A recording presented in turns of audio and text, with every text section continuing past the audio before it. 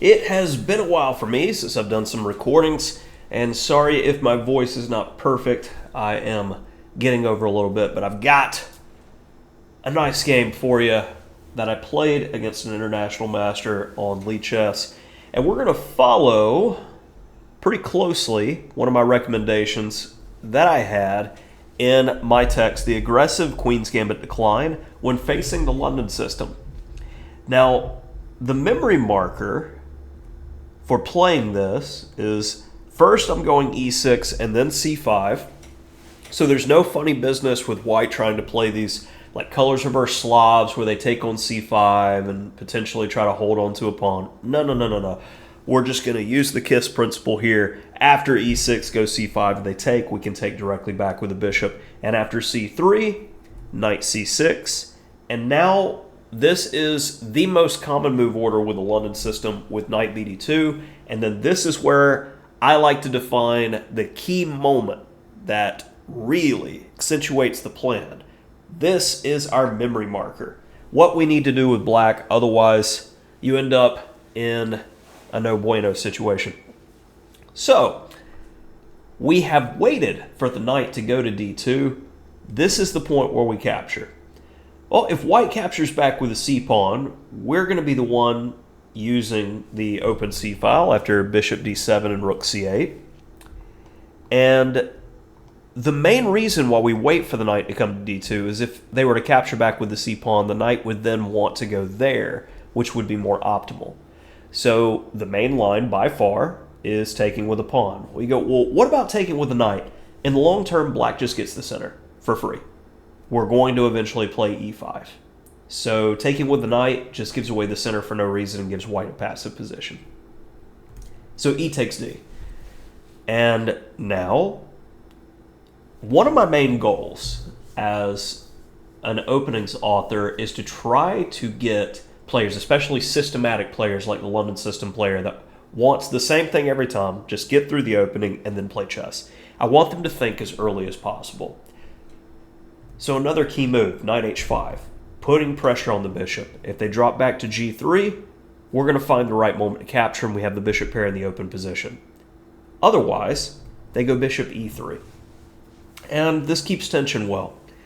And there's the first time I saw when I was doing analysis for the Aggressive Queen's Gambit book, there was a game in the U.S. Championship between Kamsky and Nakamura. This was probably the early 2010s. It made an impression.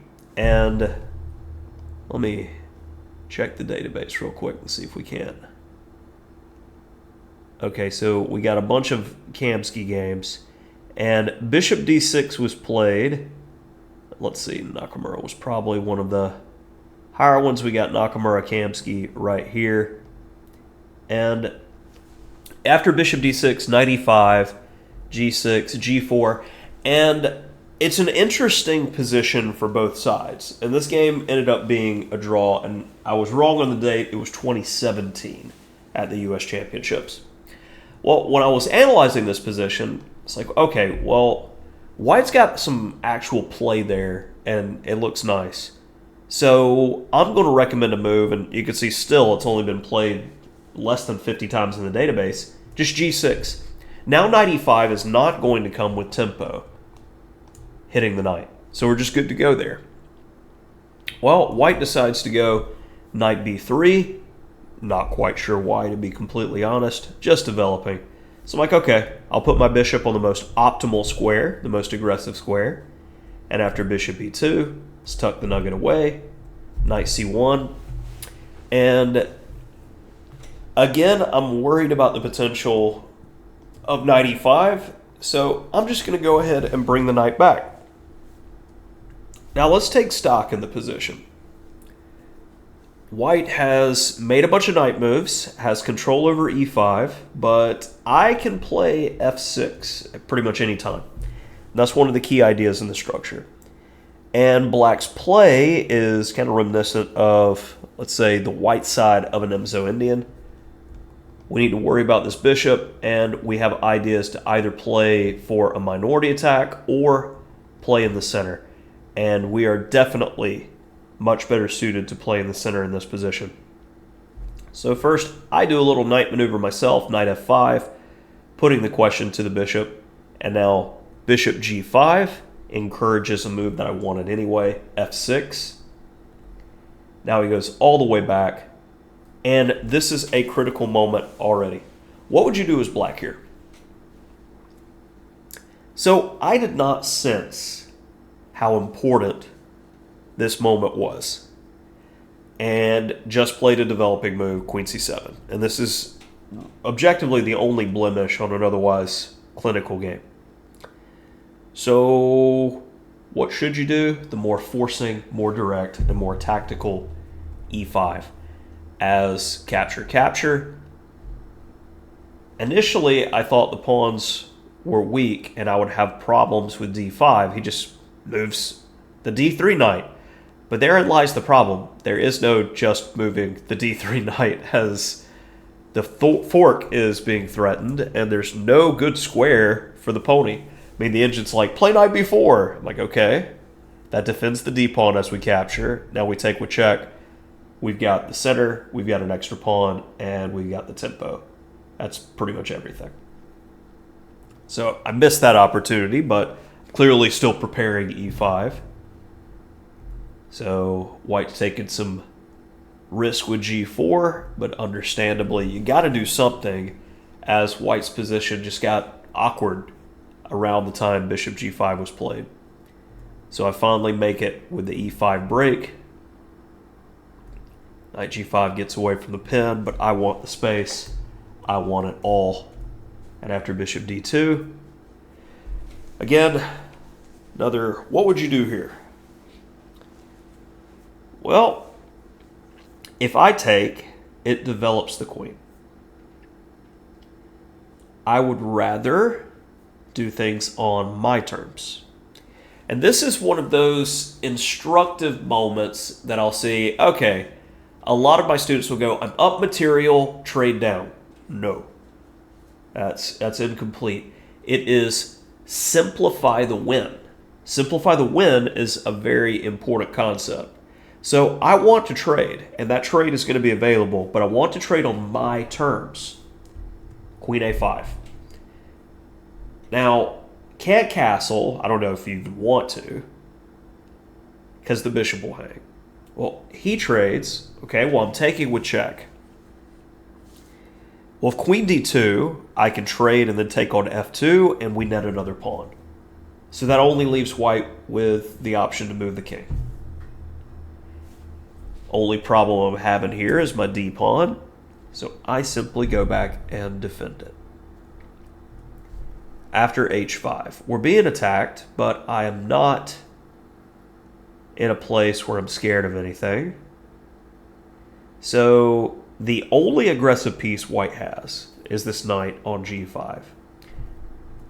So I ask, would you like to go away? And in the meantime, if you take, you develop my bishop, covering my pawn, now leaving my queen a bit more flexible, eyeing the potential of queen b6, threatening mate and the b2 pawn. He decides to take, and a bit of in-between move for you. Queen c5. And this is multi-purpose. One, it threatens checkmate, but two, in the event that I took, queen d4 could potentially be a problem. So I'm just taking away this aggressive square. And white really does need to defend here because, say, we have a line like g takes h7, which takes place. Well, my king's quite safe here because there's no checks on the dark squares. And after, say, queen e1, still trying to go for checks. Very lovely combination here. Rook takes, followed by rook f8, where we'll have a winning ending. Rook h2 was played the main game. Now I'll just take, no risk. Keep the tension. How are we going to do it? Queen d6. Tickle, tickle. And after rook g2. Now, best here is continuing that plan of limiting white's play. So I like d4 a lot. That should be played. Or queen e5. I decided to just double rooks and a lot of my advantage gets cut because white had nothing. But this is going to be fine. I mean, I went from like +7 to +3. I'll be okay. Rook AF8. Perfect harmony. We got everybody working. Bothering the rook on C1 and pressuring key squares. And this is where I went wrong for my opponent. Dropskis.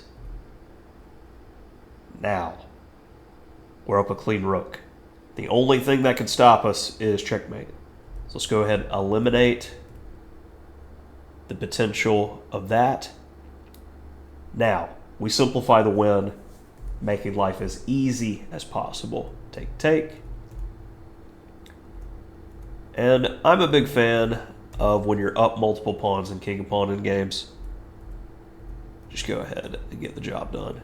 And more than likely, my opponent wasn't being disrespectful because I was very low on time at this point. So, but technique-wise, no problems. Get the job done. So hopefully you enjoyed this game facing the London system, following a line from my aggressive Queen's Gambit Declined course on Chessable. If you're interested in it, take a look at the free version, the short and sweet, only on Chessable. Thanks for tuning in.